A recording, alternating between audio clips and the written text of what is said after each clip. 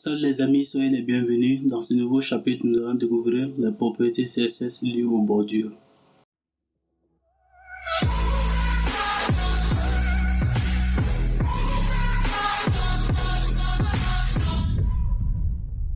Alors les gars, la propriété border est une propriété raccourcie qui permet de définir les propriétés des bordures pour un élément. La super propriété border permettra de déterminer le style appliqué aux bordures d'un élément. Donc plusieurs paramètres sont applicables. On a border-width qui permet de définir la largeur des bordures d'un élément. Donc l'épaisseur de la bordure qui est exprimée en pixels, en fin et medium. Border style permet de définir le style des bordures d'un élément. Donc il peut prendre des valeurs solides, pointillées, etc. On a border color qui permet de définir la couleur de bordure. Donc elle prend que ce soit la valeur RGB, la valeur textuelle ou encore la valeur hexadécimale. Maintenant pour l'exemple, on va récupérer notre éditeur de texte. À partir de là, on a les mêmes exemples, sauf qu'ici je les ai recoupés maintenant sur une seule page. Dans toujours notre core body, on a un fond de 20 pixels et toujours avec la police Apple System. Maintenant, pour la première page, on a d'abord border-width qui permet d'appliquer maintenant une bordure de l'épaisseur. Par exemple, je prends 3 pixels. Après, on a border-style qui permet de définir le style de bordure. Donc, je vais prendre maintenant la valeur solide. Border-color qui permet de définir maintenant la couleur de bordure. Je vais prendre par exemple olive drap. Donc, à partir de là, on va copier-coller sur notre deuxième page. Donc, ici, on va prendre, pourquoi pas, donc l'unité de mesure, je vais prendre rem, la valeur qui est dotide et la couleur, je vais prendre pourquoi pas, on a pris olive drap, je vais prendre blue violet. Et maintenant la troisième page,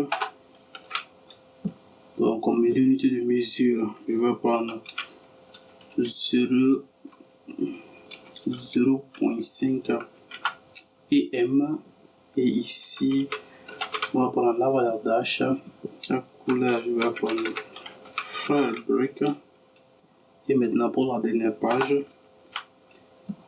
l'épaisseur on va prendre 0.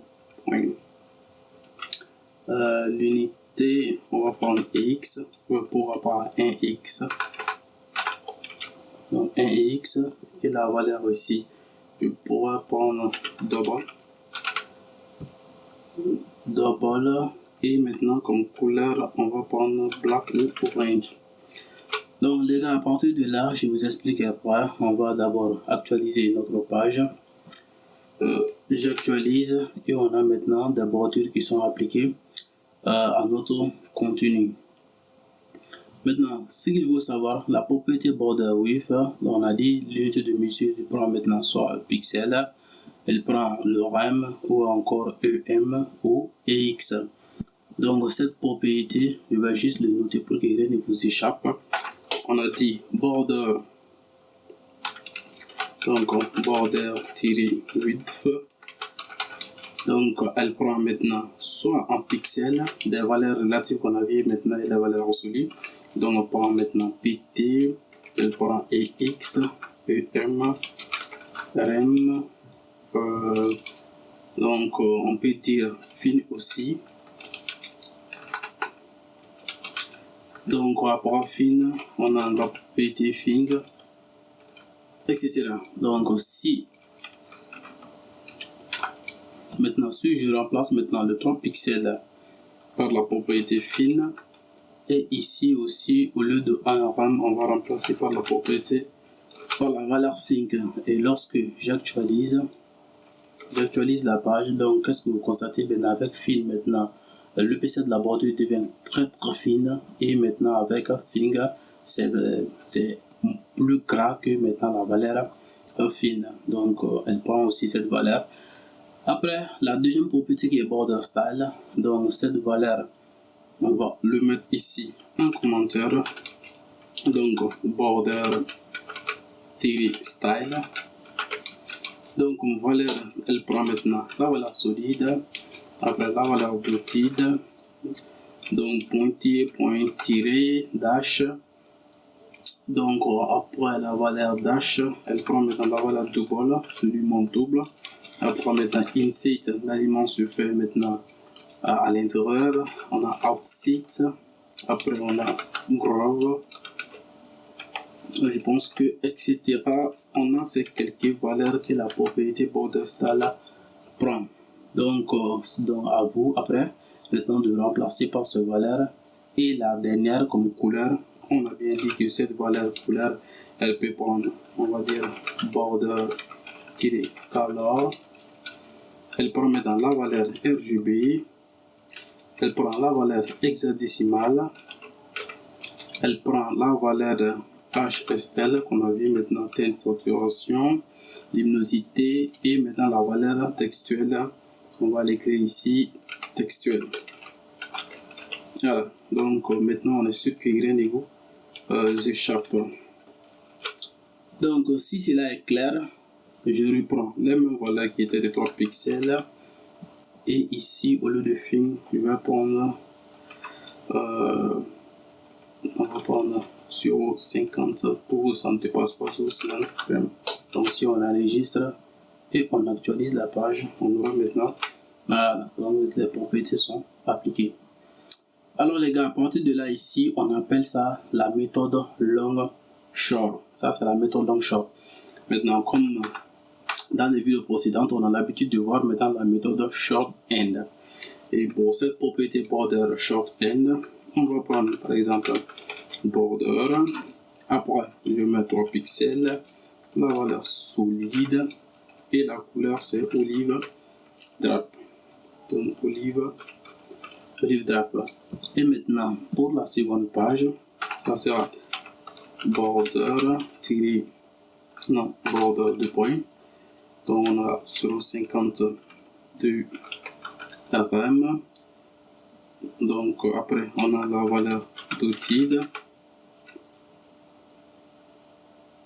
Donc la valeur, j'en profite pour prendre la valeur RGB. Si on veut avoir plus color, je dois miser sur la valeur 157, après 138 et après la valeur 255 pour avoir du bleu violet.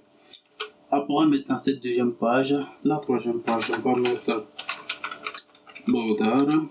On va prendre l'unité qui est 0,50 et M. Après c'est du dash. Et maintenant comme valeur c'est Firebreak. Et si on essaie de prendre à cette valeur hexadécimale, je dois avoir BE 36 DD. Alors si les calculs sont bons, je dois avoir cette valeur. Donc à partir de là les gars, on va enlever tout ça là, puisque on est sûr qu'on est sur la méthode short end. Donc je supprime cette valeur. Et maintenant pour la dernière, on va mettre border. La valeur c'est 1 et X. Donc au lieu de tout pôle, j'en profite pour prendre la valeur insert et la couleur orange. Donc j'enregistre. On enlève cette première partie. J'enregistre de nouveau. Et ici je viens maintenant actualiser la page. Et on a nos mises en forme qui ont été appliquées, il n'y a pas de changement, jusqu'à l'exception qu'on a changé la valeur à insert pour la dernière page. Alors les gars, après cette propriété border, on va venir faire une petite lecture. La border top, donc permet de définir la propriété de la bordure haute d'un élément, border bottom, permet de définir la propriété de la bordure basse d'un élément, border left, permet de définir les propriétés de la bordure gauche et border right, bordure droite. Donc après, on a border top right, bottom left avec l'épaisseur, border top right, bottom left style, un peu de tout ça là. Donc pour récapituler, les gars, tout pour la propriété short end. Donc, ce qu'il faut savoir, il n'y a pas question de prioritaire. Donc, vous pouvez mettre la border color bien avant border style ou encore bien avant border width. Donc, le choix vous revient absolument. Donc, après le short end, le pixel ou encore les styles et couleurs. Donc, pour cela, je mets d'abord la propriété border top-width. Donc, le pixel, on va prendre le même exemple, donc 3 pixels. Après, on a border tiré, cette fois-ci top style. Donc comme style, on va rester maintenant sur le solide et on a border top color et la couleur toujours on va prendre olive drapeau. Donc on va copier-coller cet exemple et le mettre à la deuxième page en changeant maintenant l'unité. Donc on aura 0,5 rem et la valeur c'est de TID. La couleur on va remplacer par cette valeur RGB ou encore on va prendre du bleu violet, ça revient absolument la même chose. On va prendre du bleu violet et ici ce n'est plus top mais c'est white à droite et ici aussi ça sera white. Donc ici aussi ça sera white et ici aussi ça sera white. Donc on va enlever maintenant cette dernière. Donc les amis, à partir de là rien de compliqué, j'ai juste mis la vidéo en pause et récupéré maintenant toutes ces informations. Donc on a toujours border top. On va appliquer une bordure en haut de l'épaisseur 3 de style solide et de couleur overdrap. Donc idem pour les autres mises en forme. Donc lorsque on enregistre et je viens maintenant actualiser cette page, on actualise et on a bien maintenant une bordure en haut, on a une bordure à droite, une bordure en bas et une bordure à gauche. Donc de la même manière les gars, il faut savoir que on a cette méthode, on a toujours le long end. Donc pour ce qui est du short end de la propriété directionnelle, on va dire comme ça, border top. Donc on va mettre comme d'habitude border top. Je pourrais commencer maintenant par le pixel. J'ai dit il n'y a pas question de priorité, donc le choix vous revient absolument. Et on va mettre olive drapeau. Maintenant pour la deuxième page, on va simplement mettre border suivi de la direction qui est right. Donc après right, on va prendre les unités de mesure. Il y a 5M, TID et la valeur c'était bleu-violet. Donc maintenant pour le troisième, on va essayer de remplacer, on met border cette fois-ci direction c'est bottom. Donc ici je vais d'abord prendre la couleur pourquoi pas. Là, on va mettre BE3622 si je ne me trompe pas. Après le style je vais mettre dash et l'unité c'était 50 EM. Et maintenant pour la dernière valeur, on a propriété border suivi de la direction left et on va prendre un X donc suivi de inset et orange. Voilà, donc si on enregistre, on enlève maintenant cette nouvelle mise en forme.